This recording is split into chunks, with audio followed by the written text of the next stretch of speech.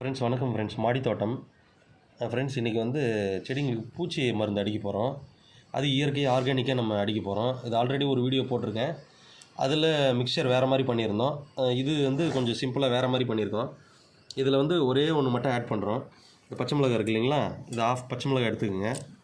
இதை வந்து இடித்து போட்டாலும் சரி, இல்லைன்னா கிள்ளி போட்டாலும் சரி, இதில் போட்டுக்குங்க. இதில் என்ன மிக்சர்னா வாட்டரில் இது வந்து டர்மரிக் பவுட்ரு, அப்புறம் இஞ்சி பூண்டு வந்து என்கிட்ட பேஸ்ட் இருந்தது, இல்லை இடித்து நீங்கள் ஃப்ரெஷ்ஷாக இருந்ததுன்னா இடித்து என்ன யூசேஜோ அதுக்கு தகுந்த மாதிரி கலந்துக்கங்க. இது எல்லாமே பச்சை தான், எதுவும் பாயில் பண்ணல, எல்லாமே பச்சையாக அப்படியே போடுறோம், டர்மரிக் பவுட்ரு உட்பட.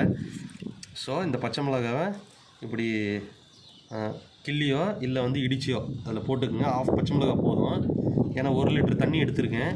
ஸோ இது ஒரு குண்டாமல், இது ஒரு மக்கு. ஸோ இந்த 2 தண்ணியும் பாட்டிலில் வந்து ஃபில்டரை வச்சு நான் ஊற்ற போகிறேன்.